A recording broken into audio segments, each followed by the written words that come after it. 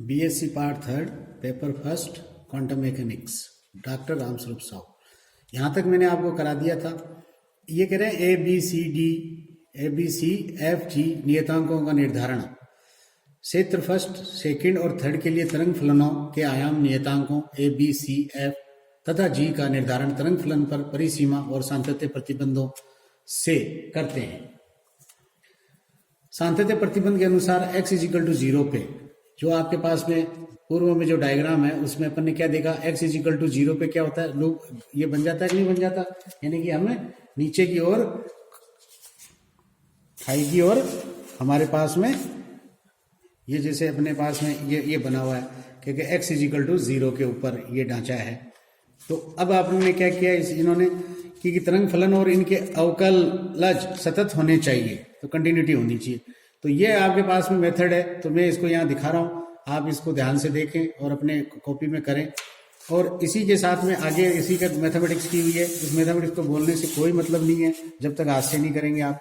मैं आगे जो इम्पोर्टेंट चीज़ है वही बताऊंगा, तो आप इसको देख लीजिए और गुणा भाग करने हैं अपने को। अब देखिए रिफ्लेक्शन कोफिशिएंट, जो इसमें जो फिजिक्स घुसाई है वही बात करते हैं अपन कि परावर्तन गुणांक रिफ्लेक्शन कोफिशिएंट परावर्तित प्रायिकता धारा घनत्व और आपतित धारा घनत्व के अनुपात का निरपेक्ष मान परावर्तन गुणांक आर कहलाता है।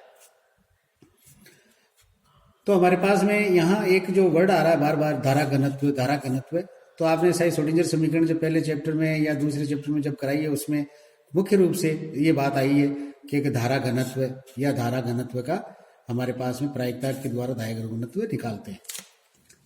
तो उसी चीज का ही नामकरण यहाँ किया गया है। अच्छा नाम लिखा है इन्होंने कंटिन्यूटी में कि भाई गलत ना हो।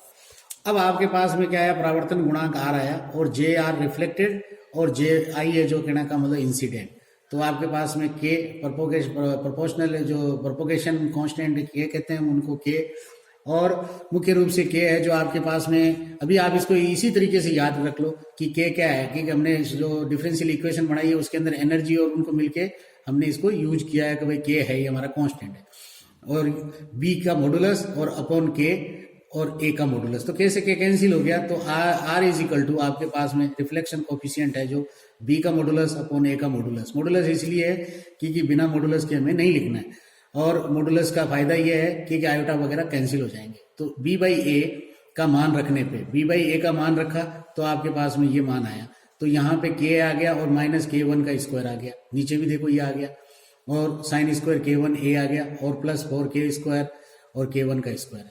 तो ये कह रहा के और के वन के मान रखने पे ऊर्जा वाले जो मान अपने चूज किए थे वही रख रहा हूँ। तो मैं यहाँ केवल आपको ये इसलिए दिखा रहा हूँ क्योंकि यहाँ क्या मतलब ग्राफ में क्या दिखाएगा, क्या ट्रांजिशंस होंगे, किस तरीके की चीज होगी।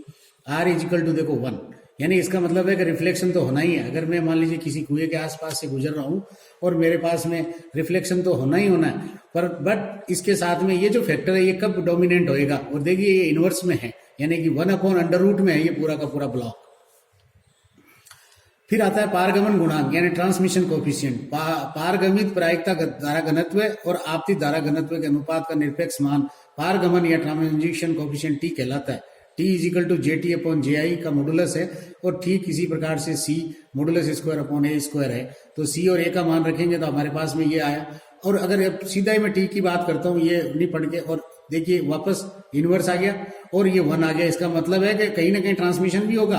अगर मैं कुएं के पास से गुजर के जा रहा हूं तो मेरा कहीं ना कहीं पारगमन भी होगा।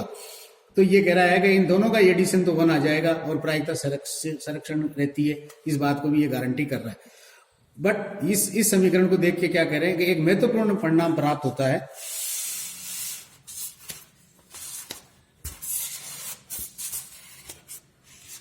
समीकरण 20 से एक महत्वपूर्ण परिणाम प्राप्त होता है। जब कण की धनात्मक ऊर्जा E इज ग्रेटर देन 0 से वो गतिमान होकर आ रहा है, तो कण विभव कूप में से होकर गुजरता है। विभव कूप में से होकर से गुजरने का क्या मतलब है कि जो विभव कूप है वो उसके सामने है और उसके अंदर से गुजरने, ये इस तरीके का जो इन्होंने वर्ड यूज किया मे का मतलब, अर्थात हम क्या करते हैं कि उसमें हमारे पास में ऊर्जा इतनी है परंतु हम विभव कूप के पास से गुजर रहे हैं, अर्थात हम विभव कूप को टच कर रहे हैं।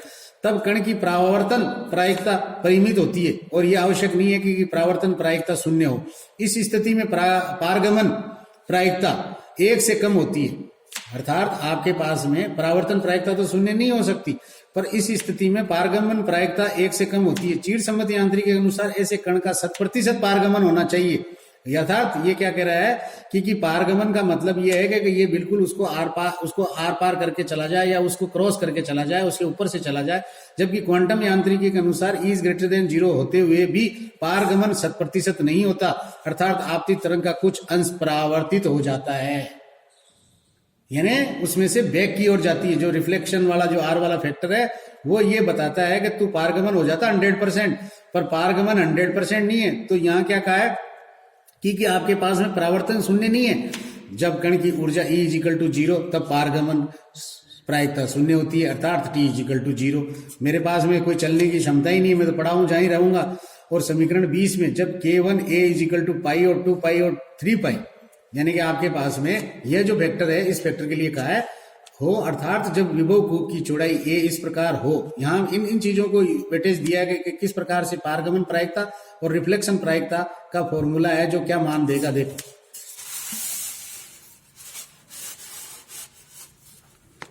तो ये कह रहे हैं कि साहब a बराबर आपके पास λ1 और 2 λ1/2 और 3 λ/2। तो ये कह रहा है कि आपके पास में जहां λ1 है जो तो 2 π/k1 होगा, और क्षेत्र आपके पास में सेकंड में कण की सहचारी द्रव्य तरंग की डी ब्रोगली तरंग दैर्ध्य है। ये मुख्य रूप से डी ब्रोगली तरंग दैर्ध्य है, और मुख्य रूप से जो जहां कुएं का हिस्सा है उसके अंदर। तो साइन Ka = आपके पास में 0 होता है। तो इस स्थिति में T बराबर तो 1 होगा और R बराबर 0 होगा। तो मुख्य रूप से क्या बात आई कि यह आई कि अर्थात जब विभव कूप की चौड़ाई कण के संबद्ध तरंग दैर्ध्य लैम्डा के अर्ध पूर्णांक या पूर्ण गुणज होती है तो परागमन गुणांक 1 होता है और परावर्तन गुणांक 0 होता है। अर्थात जब हमारे पास में हम विभव कूप के पास से गुजरेंगे या विभव कूप की जो एज है उसके पास से गुजरेंगे या उसमें हम गिरते हुए निकलेंगे, तो ये कह रहे हैं कि आपके पास में अगर विभव कूप की चौड़ाई उसके संबद्ध तरंग दैर्ध्य जो भी कण आ रहा है उससे संबद्ध तरंग दैर्ध्य के अर्ध पूर्णांक या पूर्ण गुणज हो, तब आपके पास में क्या होगा, पारगमन या टी का मान 1 होगा। तीसरा कह रहा है, तो यहां देखिए आपके पास में देखिए E/V0 E/V0 है, जिसको क्या कहा है क्योंकि V पोटेंशियल है और E है जो उसकी खुद की काइनेटिक एनर्जी है या कुल एनर्जी है, मान लीजिए कुल एनर्जी है, और V0 है जो उसकी वेल की पोटेंशियल एनर्जी है। तो मान लीजिए नहीं E0 कुल एनर्जी है। तो यहाँ देखिए आप ध्यान से कि इन दोनों का अनुपात अगर 0.5 से कम है तब आपके पास में देखिए आपके पास में ये 1 प्राप्त हो रहा है। इसका मतलब है कि ये जो विभव कूप की चौड़ाई है उसके संबद्ध जो तरंग दैर्ध्य जो आ रहा है कण उसका किस रेंज का होना चाहिए, इस रेंज का होना चाहिए।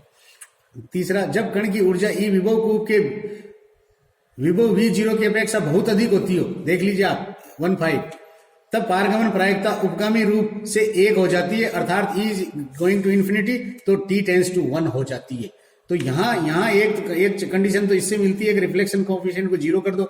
एक है जो आपको E इन्फिनिटी, यानी कि ऐसी ऊर्जा जिस ऊर्जा को वो कण प्राप्त ही नहीं कर सके या और फिर भी वो वहां से, तो पारगमन की प्रायिकता 1 की ओर बढ़ती है।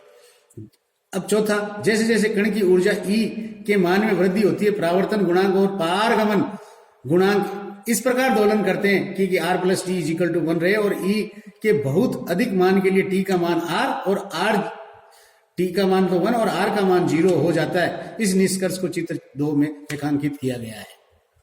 दिख रहा है ऑसिलेशंस करता हुआ जा रहा है कि नहीं जा रहा। ये आप तो इसी को ऑसिलेशंस पढ़ लो एक प्रकार से, ग्राफ के जो ऊर्जा का और T का पारगमन का। तो ये कहना चाहते हैं कि R+T, तो R+T भी क्या होगा, T का मान कम तो R का मान थोड़ा सा ज्यादा, या R का मान कम तो T का मान ज्यादा। तो ये एक पार्ट है जो आपके इंपॉर्टेंट पार्ट है।